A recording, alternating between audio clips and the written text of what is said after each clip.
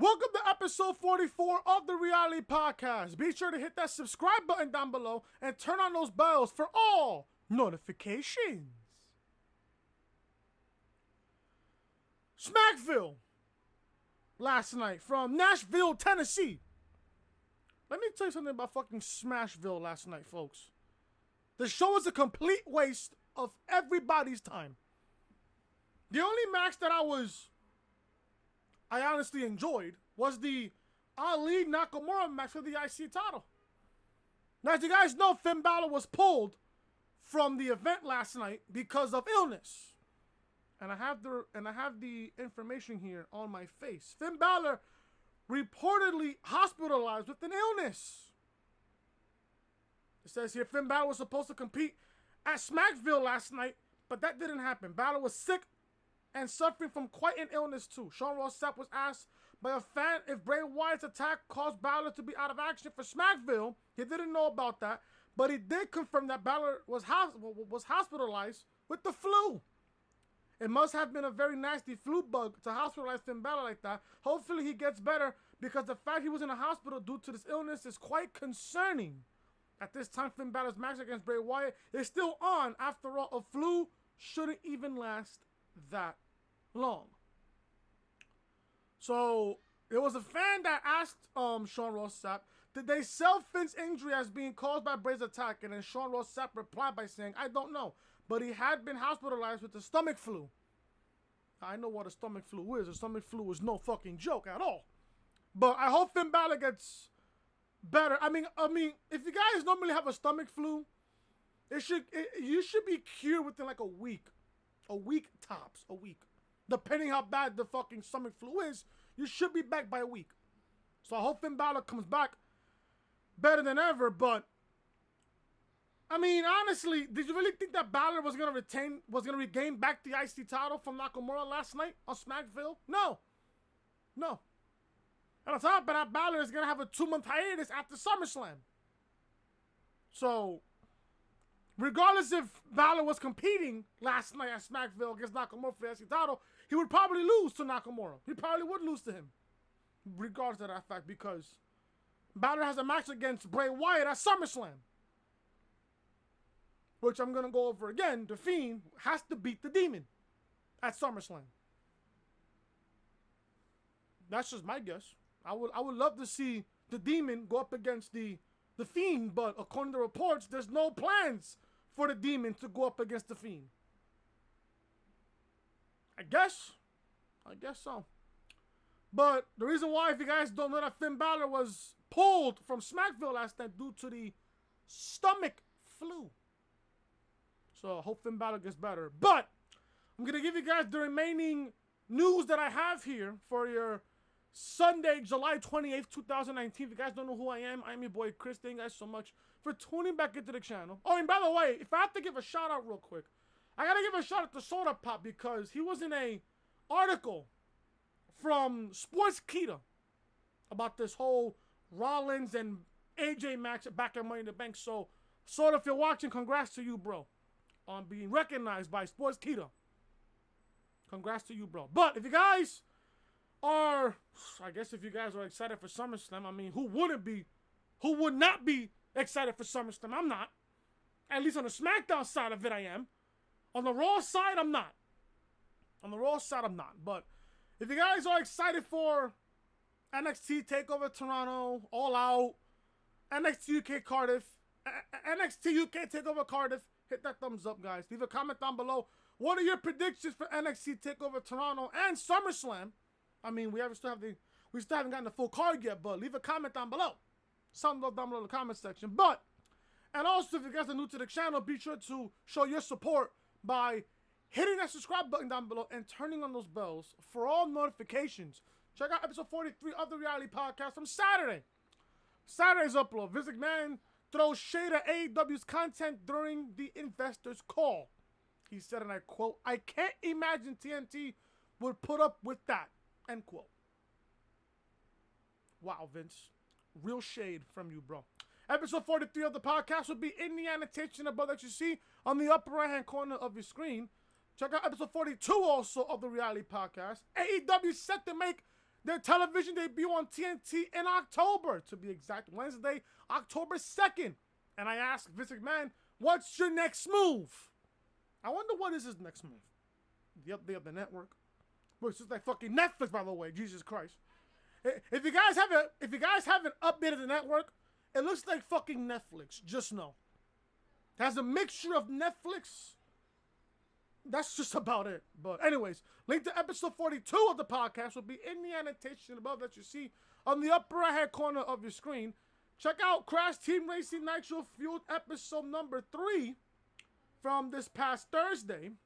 Or should I say Wednesday, because I didn't give you guys NXT review back on this past week. But episode 3 of Road to Glory live on the channel right now. Hey, Dr. Neo Cortex, bro. Hold my beer, bro. There you go. Crash Team Racing gameplay live on the channel right now. Episode 3 of Road to Glory live on the channel right now. Link to this video will be in the annotation above that you see on the upper right hand corner of your screen. Check out SmackDown Live review from this past Tuesday. A pretty decent SmackDown Live, if you ask me, from this past Tuesday. Kofi Kingston challenges Randy Orton to a match at SummerSlam for the WWE Championship. I hope and pray that Kofi Kingston does not walk out of the Scotiabank Arena at SummerSlam with the WWE Championship. I'm hoping that Orton wins at SummerSlam, carrying that championship going into Fox. Link to SmackDown Live review will be in the annotation above that you see on the upper right hand corner of your screen. And check out Monday Night Raw review as well, live on the channel right now. The Fiend attacks Mick Foley, which I fucking love, by the way. And was this the worst Raw of 2019? Monday Night Raw did no type of build going towards SummerSlam. Link to Raw review will be in the annotation above that you see on the upper right hand corner of your screen. Check out, well, this is the official home of the reality podcast, so make sure you are connecting with your boy Chris on social media. Twitter, Chris from Loring, and Snapchat, Chris Most Hated. And like I said, if you guys are enjoying the content and you like what you see on the channel, be sure to show your support by hitting that subscribe button down below and turning on those bells for all notifications. Let's begin episode 44 of the Reality Podcast. We're going to begin this piece of information here from Smackville last night. WWE caused confusion by nixing a title match from Smackville Special. Now, if you guys didn't know, they left out. I have a little fucking thing right there. Okay, there you go. I got it. Now, they left out the SmackDown Women's Championship triple threat match between Bayley, Charlotte Flair, and Alexa Bliss from last night. So Smackville took place last night on the network. It was essentially a Nashville house show that the company changed into a WWE Network special. It might have been a good idea that they ran this special before SummerSlam because they have a lot of problems to fix with the new network update. Now, if you guys were watching the network last night, when you were watching Smackville, there was a 3-second delay on the show. I don't know. Some people that I knew that told me, oh, they were perfectly fine. Some people told me that they were suffering a bug issue. Obviously, with the issue, it's going to have bug on it. It's going to have a bug on it. It's going to obviously have a bug on it. Give me a second. I think I'm not comparatively right. Give me a second here. There you go. Much better. I apologize. Anyways, I was watching Smackville last night on the network, and I was going through a 3-second delay. A good 2-3 second delay. Like, the move would hit, and then they were still talking, and then I hear the canvas within like 3 seconds later. I'm like, yeah, I'm going through a bug issue. Now, when it comes to an app or a streaming service, obviously they're going to go through that type of issue to begin with. It's only a matter of time before the network fixes that problem. WWE was advertising Bayley versus Alexa Bliss versus Charlotte Flair for the special. The match was for the SmackDown Women's Championship, and some fans were really looking forward to seeing that match, depending who you talk to. Unfortunately, it didn't even make the air. The match did go down as Bayley retained. Okay, so that's news to me. But it happened before the show went live. The same is true for the New Day's title defense. SmackDown only aired an IC title match that needed to be changed due to Finn Balor being in the hospital. The main event, WWE title match, and an impromptu match between Kevin Owens and Elias. However, no SmackDown Women's Championship took place on the special. This change frustrated and confused several of our awesome readers, and we have been asked why they did this. We can all assume that the SmackDown Women's title match was nixed when they decided to make the event only an hour long. So this is news to me, the fact that Bayley retained the title. Now, Brad Shepard reported this before Smackville, that there's a possibility that there could be a big title change or multiple title changes on the show last night. Obviously, that didn't happen. Bayley, for what you guys heard on the report just now, Bayley retained the SmackDown Women's Championship, and Kofi Kingston retained the WWE Championship last night. Many people were saying, oh, Joe was going to win. Then it wouldn't make any sense. Then you're going to put Kofi versus Orton one-on-one. No. Your SummerSlam money match for the SmackDown side is Kofi versus Orton for the title at SummerSlam. That's your big money match. That's your big money match if you're on the SmackDown side of things. But the show was uninteresting, if you ask me. The show was completely uninteresting. I didn't really care about it. The only match that I really cared about was the Ali versus Nakamura match. And let me say this now. The IC title looks really good on Nakamura, although I don't know why they give the title to Nakamura to begin with. The title looks good on Nakamura's waist. It looks good on him. I'm not going to lie to you. It does look good. Now, with Ali taking Finn Balor's spot, because Finn Balor was obviously ill due to the stomach flu, which I hope he gets better on, this gives Ali an opportunity at the IC title. Now, do they have Ali versus Nakamura at SummerSlam? Yeah, they can. But I bet you money that match is going to be on the kickoff show for SummerSlam. I bet it is. I don't see this match going on the main card. Unless if it magically kicks off SummerSlam, then I wouldn't mind it. I wouldn't mind Ali versus Nakamura to kick off the main show for SummerSlam. I wouldn't mind it at all. I wouldn't really mind if you ask me. So there you go. WWE caused confusion by nixing a title match from SmackDown Special. It wasn't on the network. It was on the card, but the network didn't show it. So there you go. Top injured the WWE Superstar, no, or should I say top injured NXT Superstar expected back real soon. I wonder who that could be. Tommaso Ciampa needed neck surgery even before he was called over to the main roster for a brief spell. He was forced to have surgery and then started his road back to the ring. Ciampa has been working hard, and it sounds like we'll be seeing him return soon enough. Fightful Seller reports that Tommaso Ciampa's current return timetable lists him coming back in mid-August. This might mean he has to miss SummerSlam, but an appearance isn't out of the question at TakeOver since he would presumably be fully recovered by the time the next NXT Takeover Special rolls around. I wonder what's the next TakeOver going to be. Oh, that's right. NXT Takeover Toronto. Of course, those dates on the company's injury report are hardly strict guidelines, quote unquote. But it is good that the company is expecting him to return sometime next month. Ciampa recently slated that he'll be returning to NXT once he's fully healed up from injury. In the end, it is Vince McMahon's decision, but he has some unfinished business in NXT, like trying to get Goldie back before pursuing whatever awaits him on the main roster. I was talking to DJ Storms about this on, I believe it was Wednesday, if I'm correct. I believe it was Wednesday. I believe it was Wednesday. And we were talking about how would you book Ciampa to come back? I booked Ciampa to come back by Chicago. This is how I would book Ciampa to come back.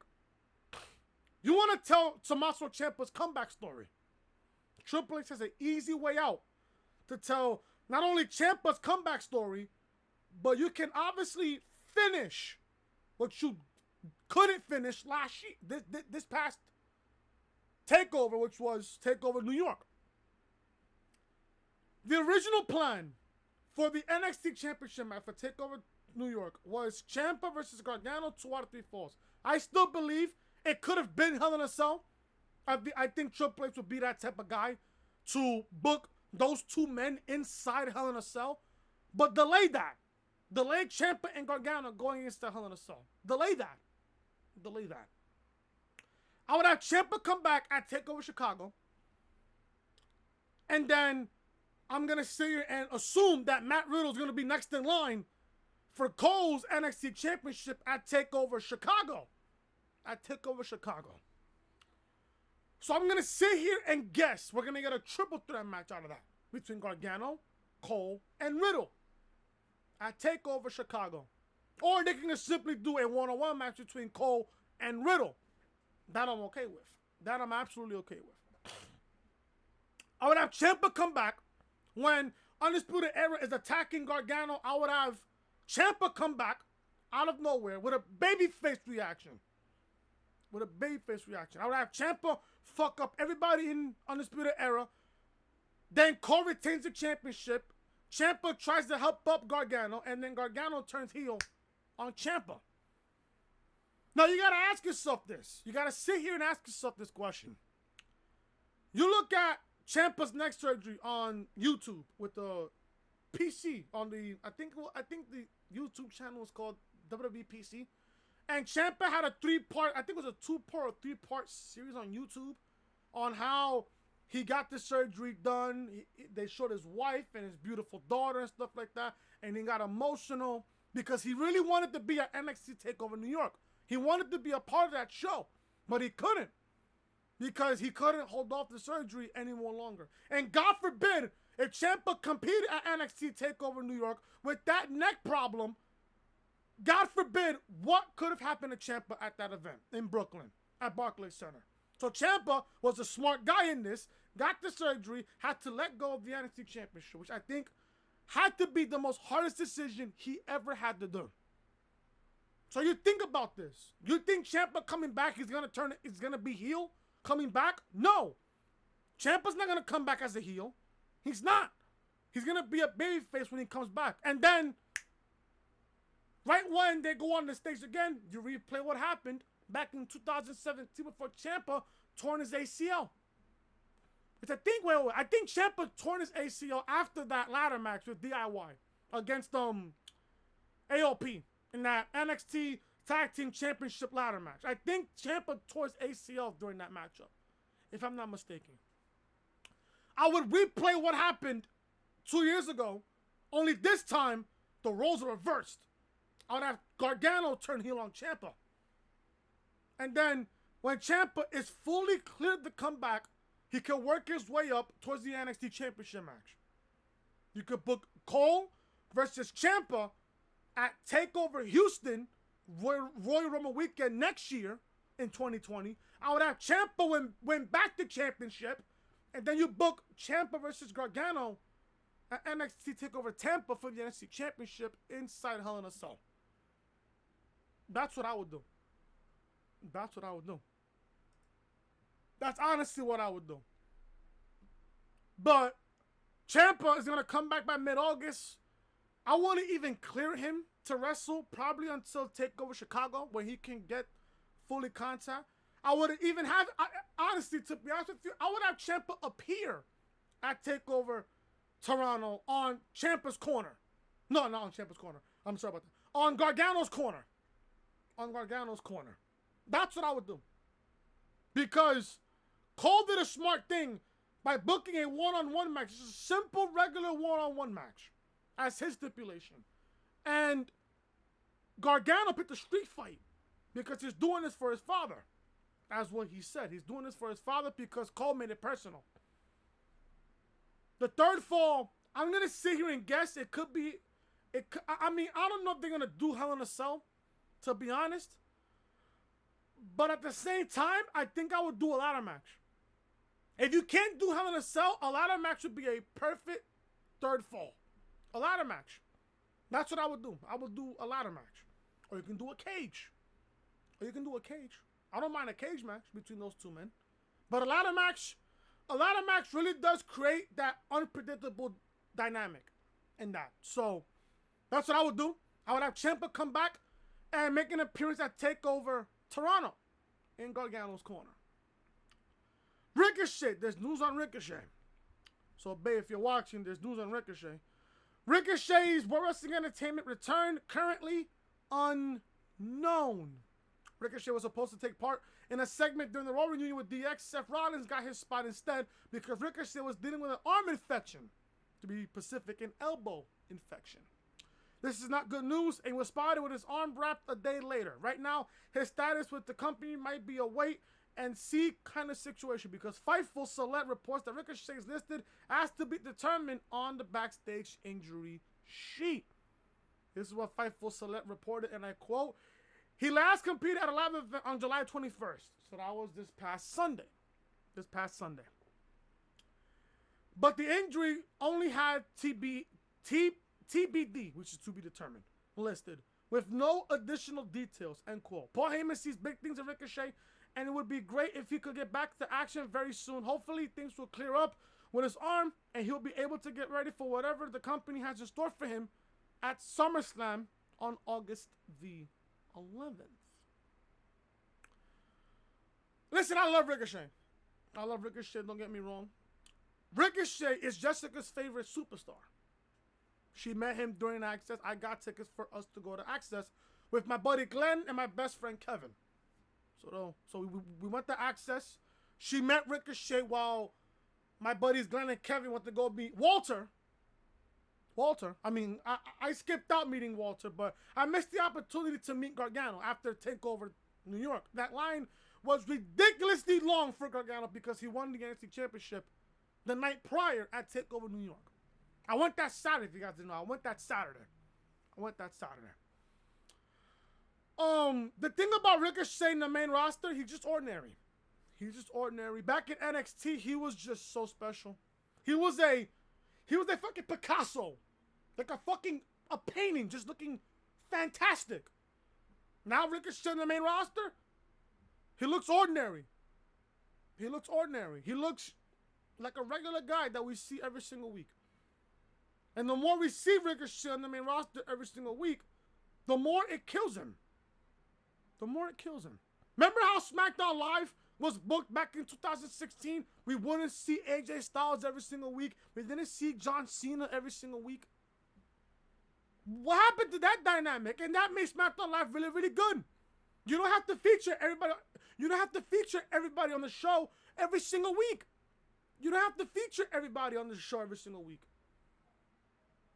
We see Rollins and Becky and Corbin and Lacey Evans to a point where we're getting tired of them. Brock Lesnar, he barely makes an appearance, but I'm hearing that Brock will be on Raw this upcoming Monday and the following week after. That's the build for SummerSlam. Brock has to show up. Not only he's the Universal Champion, but he has to build this match against Rollins at SummerSlam. But Ricochet, I hope that he gets his arm better.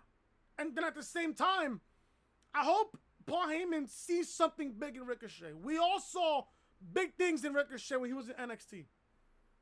I hope that Paul Heyman, when he's as the executive director of Monday Night Raw, I hope that he uses Ricochet in a big way. Don't feature those type of guys every single week, because then we'll get tired of seeing them. So I hope Ricochet comes back bigger and stronger as he comes back from this arm infection of an injury. Babe, don't freak out. It's just an arm infection. He'll be back in no time. Keeping up with the injury topic here on the podcast. Another injured WWE Superstar not expected back until 2020. Ruby Riott was taken out of action shortly after the Superstar shakeup, but she's on her way back after double shoulder surgery. It's going to be a long road back, though. Fightful Select reports that Ruby Riott is not expected to make a return this year. The good news is that a return could be coming at the 2020 Royal Rumble event in Houston, which is in Minute Maid Park, where the Houston Astros play. Of course, anything can happen on the road to recovery, but the plan right now is for Ruby Riott to return sometime in the first part of 2020, hopefully by January's Royal Rumble event. Hopefully, the rest of Ruby Riott's recovery from injury goes really, really well, and there are no type of setback. Again, another superstar wasted on the main roster in Ruby Riott. Don't get me wrong. I love Ruby Riott. Listen, Ruby Riott, and I know some people that I know really hate Ruby Riott. I don't know why, but I love her. She's great in the ring. She's a great heel. She's a great heel. The fact that this company dropped the ball on Ruby Riott really does tell you how fucked up this company really is. No cap. I'm not lying to you here. Listen, I love Ruby Riott. Yeah, she sucked on NXT. She was terrible in NXT. She had no identity. She was not that bad in the ring. But as she went to the main roster, she improved. Her mic skills got better. Her in-ring work got better. And you could tell she one of the best talented women on that women's division on Monday Night Raw.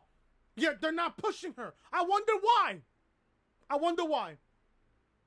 JD said it at best. If you're not blonde, with big tits, lengthy legs, and a fat ass, you're not getting pushed. You're not getting pushed. And I gotta agree with him. I gotta agree. I really have to agree with that. And it's facts. And if you people don't see that, I don't know what to tell you. There's no helping you whatsoever. There really isn't. Ruby Riott, she's talented. She's great in the ring. And she's a great heel. She's a great heel. But I hope that Ruby Riott comes back better than ever. I barely have any much news left, but I do have this. 2 matches are announced for SmackDown Live this upcoming Tuesday. Now, WWE will be bringing a big show this week on SmackDown Live. Now we know about 2 matches we should expect on top of Jerry Lawler's hosting a King's Court segment with Trish Stratus. So I'm guessing the Trish Stratus versus Charlotte Flair match at SummerSlam has already been confirmed. Because I would just be there on SmackDown Live. There you go. Finn Balor is set to face Shinsuke Nakamura. He was set to face Nakamura at Smackville. However, he already has a match lined up on Tuesday. Balor will be taking on Dolph Ziggler in a singles match, depending how Balor feels. How does he feel by the time it's Tuesday? This is an attempt to teach the show all some respect after he super kicked Shawn Michaels last week. The New Day are still SmackDown Tag Team Champions, and they have quite a match lined up next week as well, because Xavier Woods and Big E will be facing Elias and Drew McIntyre in a tag team match. We'll just have to wait and see what else the company plans for the Blue brand this upcoming Tuesday. There were 2 matches also announced on Monday Night Raw. Rollins against Ziggler on Raw this upcoming Monday. And we're getting Becky Lynch against Alexa Bliss. I'm already gonna say this right now. I'm already going to shit on Monday Night Raw already with just those 2 matches alone. Nobody cares about a Dolph Ziggler Seth Rollins match. Who's gonna care about that match? Who's gonna care about that one? And Becky Lynch against Alexa Bliss? Not my cup of tea there, buddy. Not my cup of tea. I already feel and I already could tell that I have to shit on Monday Night Raw this upcoming Monday. SmackDown Live was pretty decent last week. Can they keep this ball rolling this week on SmackDown Live? I don't know. You guys tell me. Let's see what happens there on SmackDown Live. What else do I have here? Oh, I had to laugh at this one. I laughed at this report right here. This report I just laughed at. WWE expected to make an offer to Travis Browne, the husband of Ronda Rousey. Travis Browne is no joke at all. I don't really know how he is. The report just reads it. I'm reading based on what the report says. With 4 knockouts of the night under his belt as part of the UFC, he is a force to be reckoned with. Browne also has a lot of respect for the pro wrestling business, and he was the first man to hit the ring when Bret Hart was attacked during the Hall of Fame induction ceremony back at WrestleMania weekend. I commend Travis Browne for doing that. It looks like the company is serious about bringing him in as well. Tom Calhoun reports that Travis Browne is being looked at very seriously by World Wrestling Entertainment. It is said that Browne and his wife Ronda Rousey are possible mixed tag team opponents for Becky Lynch and Seth Rollins. The source also indicated that not only this is a contract expected to be on the table eventually, but there is excitement to work with him as well. This is what Tom said, and I quote, Seth and Becky against Rousey and Browne has been talked about. He's very popular in World Wrestling Entertainment. At the moment, I love to work with him. There will definitely be an offer on the table at some point at the right time, end quote. Travis Browne can do whatever he wishes at this point. He probably won't join World Wrestling Entertainment without his wife by his side. But he also saw how much work Ronda Rousey put into her full-time World Wrestling Entertainment career as well. It's not known whether World Wrestling Entertainment would want Browne full-time, but at least one big match is being considered if they get him to sign on the dotted line. I don't really care about Travis Browne, if you could really ask me. The only thing I loved what he did was tackle the guy that attacked Bret Hart during the Hall of Fame induction ceremony back at Wrestling Weekend. That's the only thing I'm going to respect him on. Other than that, a mixed tag team match between Rollins and Becky against Ronda and Travis Browne is a match that I don't want to see.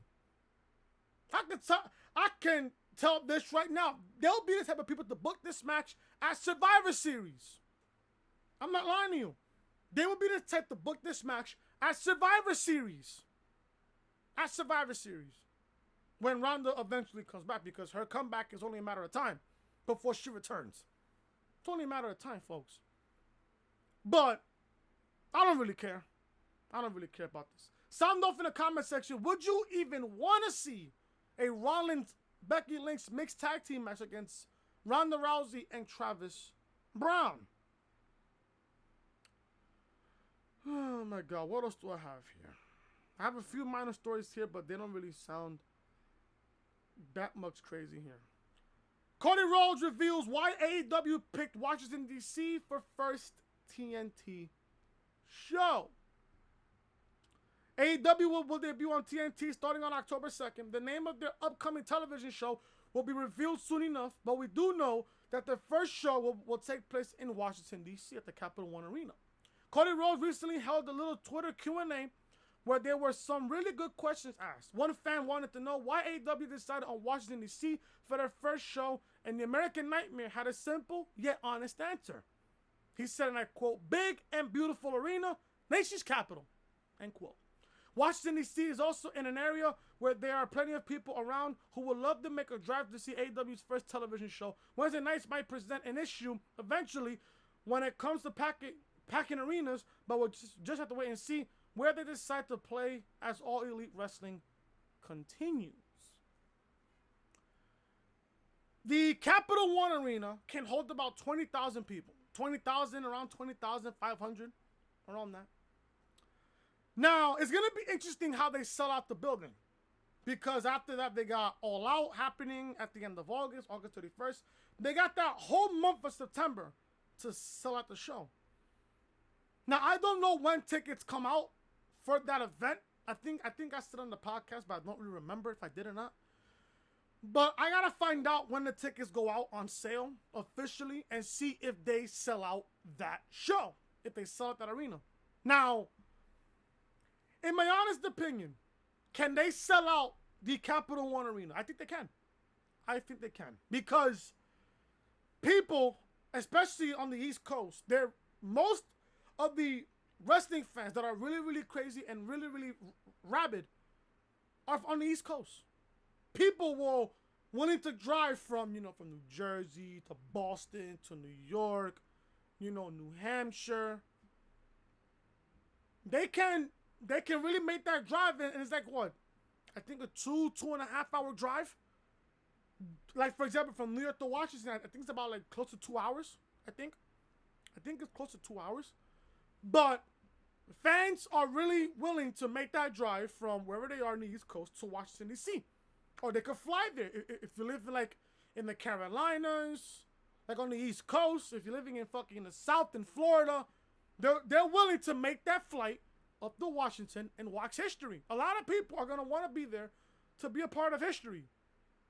I would be happy for AEW if they sell out the Capital One Arena. I'll be happy for them because that would be a great start for TNT on Wednesday nights. That would be a good start. That would be a fantastic start. Now the question is, who's going to walk in to the first AEW TV show as AEW World Heavyweight Champion? If I was to make a guess here, it would be Chris Jericho. It would be Jericho. So let's just see what happens, man, with that. Let's just see what happens. But do I think they will sell out the Capital One Arena? Yeah, I think they can. I think they can.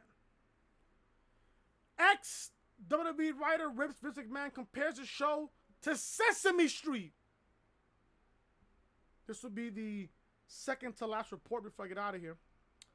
WWE has their fair share of critics as people have thrown suggestions at Vince McMahon left and right, and Vince Russo is currently one of them. He recently went on a little spree where he cut another promo on WWE. Vince McMahon is doing his best, or at least he's doing things the way he wants to do them. If you ask Vince Russo, the show's more like Sesame Street than anything close to sophisticated. He then used the 24/7 title as an example to prove his point. This is what he tweeted on Twitter. This is what Vince Russo tweeted on Twitter. Did Vince McMahon actually say that WWE is going into a more sophisticated product? Bro, are you watching your own show? The 24/7 championship is about as sophisticated as a Bert and Ernie backyard barbecue with the big bird flipping the burgers. Honestly, I think you've lost it, Pally. This is what he legitimately tweeted on Twitter.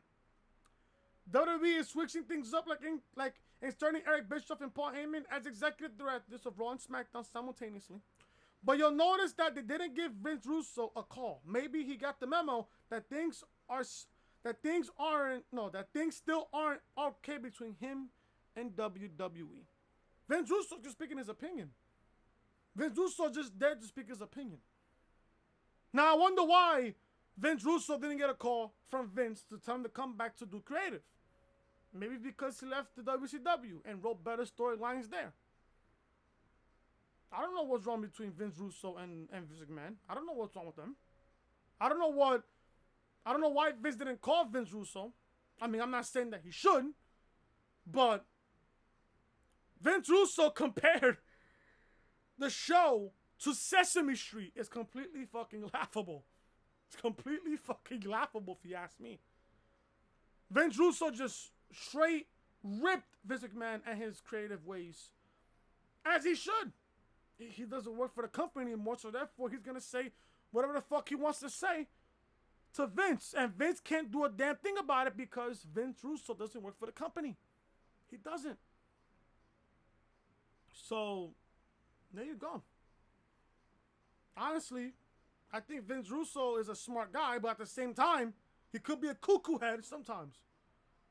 Depending on who you talk to, he can be a straight fucking cuckoo head. He really could.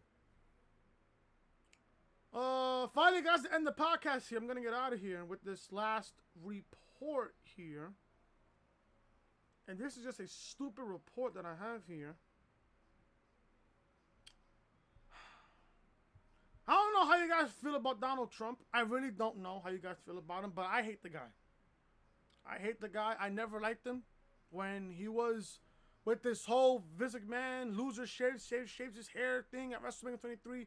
Never liked him. Never fucking liked Donald Trump. When Donald Trump team is reportedly meeting with WWE, I don't even know why is this even in my fucking face right now. But it's in the news here. It's in the news. WWE needs to bring a lot of attention to SmackDown Live's big move to Fox. They are reportedly in talks with Donald Trump's people to bring the WWE Hall of Famer and 45th President of the United States on the show. It should be noted that WWE has strongly denied these reports. So just know that ahead of time. Just know that before anything. There could be an issue about what kind of speech Donald Trump might want to make, but this is why they are scheduling a meeting. Brad Shepard reports that Trump's team already has a list of names that will be at the meeting when it goes down in September. This is what Brad Shepard said, and I quote, "In an update to the Donald Trump SmackDown Live Fox story, a source in the company told me that the Trump team and an envoy of names will be meeting will be meeting in September along with folks at Fox. I didn't ask the company for comment because they've already denied this story. But they know how to reach me. This is what Brad Shepard said on his tweet, end quote there. Only time will tell whether World Wrestling Entertainment and Donald Trump will be able to make an arrangement for him to appear on SmackDown Live. I don't really think this will even happen because who cares about Donald Trump at this point? This is definitely a moment that could grab mainstream headlines, but we'll just have to wait and see whether the company is willing to go that far to snag a big rating. I don't know how you guys feel about Donald Trump, but if you was to ask me how I feel about him, I fucking hate the guy. I fucking hate the guy. If you support Donald Trump, you have a fucking problem. You have a fucking problem, in my honest opinion. If you support Donald Trump, you have a fucking problem. If you support Donald Trump, you should not be a wrestling fan, period. Why is he in the Hall of Fame? I don't know. Over the fact that he did a commercial-free Monday Night Raw, which I didn't mind back then. I didn't mind the commercial-free Raws back then. I didn't mind it. It was good for 1 week, and then Vince bought the company back for triple the amount of money that Donald Trump sold it for. Or should I say that Vince sold for. But nonetheless, Donald Trump is a Hall of Famer. That I don't know why. As a matter of fact, I'm going to end it with this story here. Speaking of Donald Trump, I don't really care about Donald Trump. Fuck Donald Trump, my honest opinion here. There was something about Scott Steiner I have right here. Scott Steiner calls the Hall of Fame bullshit. Scott Steiner, how do you really feel about the Hall of Fame? Scott Steiner didn't have a best run in World Wrestling Entertainment. His run with the company sucked, completely sucked. But due to everything he accomplished before his career started with his last company, some fans are under the impression that he deserves to be inducted into the Hall of Fame. He might not want an induction. While speaking to Ringside Collectibles, Scott Steiner was asked about a possible Hall of Fame induction. There's no physical Hall of Fame, so for Steiner, it's all bullshit. Therefore, he doesn't sound interested. This is what Scott Steiner said, and I quote, "Well, I don't deal in fantasy. I don't deal in hypocriticals. But the Hall of Fame, but where's the Hall of Fame at? It's fucking nowhere. It's in Vince's mind. So it's just all bullshit. Screw that." End quote. This is quite a bold statement to make, but until World Wrestling Entertainment actually creates a brick and mortar WWE Hall of Fame building with an actual physical address, it doesn't seem like Scott Steiner will be accepting any such honor. I never liked Scott Steiner in World Wrestling Entertainment. He signed with them, I believe, in late 2002. I believe Scott Steiner signed with the company, I believe, in late 2002, around that Survivor Series that took place in the Garden back in 2002. Scott Steiner signed a contract with the company, and then he signed, of course, with Monday Night Raw because they had the actual brand split, the actual real brand split back in 2002. I never liked Scott Steiner's push, his run. He had a feud with Matt Hardy. He wasn't even displayed at Armageddon 02. Then he got a World Heavyweight Championship match in 2003 against Triple H back at the Rumble and No Way Out of 2003. Both of those matches he lost on. Both of those matches he lost. Then from there, Scott Steiner went downhill from there. It was to a point where Scott Steiner wasn't even featured at WrestleMania 19 back in 2003. You could tell where they were putting Scott Steiner there, down to the point of no return. I don't care about Scott Steiner. Fuck Scott Steiner. I don't give a fuck about Scott Steiner. I never liked him. Never will. He's just a muscle freak who can't wrestle at all. That's how I feel about Scott Steiner. And I'm getting the fuck up out of here because by the time you see this video, I'm probably laying down in bed, relaxing, watching the network on this lame-ass update that looks like fucking Netflix. And I'm waiting for Monday Night Raw review tomorrow. So, hope you guys enjoyed the podcast. If you guys did, leave a thumbs up, leave a comment down below. What you guys thought of the podcast? If you guys are new to the channel, be sure to hit that subscribe button down below and turning on those bells for all notifications. Episode 43 of the podcast, live on the channel right now. Episode 42 as well, live on the channel right now. Crash Team Racing Road to Glory, episode 3 as well, live on the channel right now, as well as SmackDown review and Monday Night Raw review as well. Please check out all of those videos. This is official home of the Reality Podcast, so make sure you are connected with me on social media, Twitter, Chris from Loring, and Snapchat. Chris Most Hey, like I said, if you guys are enjoying the content, be sure to show your support by subscribing to the channel and turning on those bells for all notifications. I will see you guys tomorrow for a brand new week of content right here on the channel, starting with Monday Night Raw review. Now, I said this on the podcast yesterday to end the podcast. I'm going to say this here again. The upload schedule for this week. You guys will get Raw review tomorrow. You might get SmackDown live review tomorrow. You might. It's a 50-50 chance. You might get SmackDown live review tomorrow. NXT review. You will get NXT review on Wednesday afternoon, around Wednesday night. Thursday's an off day for me. You guys are going to get episode 4 of Crash Team Racing Road to Glory on Thursday. Friday, you guys are going to get episode 45 of the podcast. And then Sunday, I will not, there is no upload. There will be no upload Saturday. That is already confirmed. I'm confirming this for you guys right now. There will be no episode of the podcast on Saturday because simple fact that Saturday, I have to work a day-night doubleheader between the Yankees and the Red Sox. The Red Sox will be in town for 3 days. The Yankees and the Red Sox will play 4 games in just 3 days. So, again, Raw review tomorrow. 50-50 chance on SmackDown review. You guys will definitely get NXT review. You're definitely going to get episode 4 of Crash Team Racing Road to Glory. You guys are definitely going to get episode 45 of the podcast. Episode 46 of the Reality Podcast will be on Sunday. Will be on Sunday, not Saturday. So no upload next Saturday on August the 3rd. So there you guys go. Thank you guys so much for watching. I am Chris. Leave a like, comment, subscribe, and share the video all over social media. I will see you guys tomorrow for Monday Night Raw review. Until then, talk to you guys later.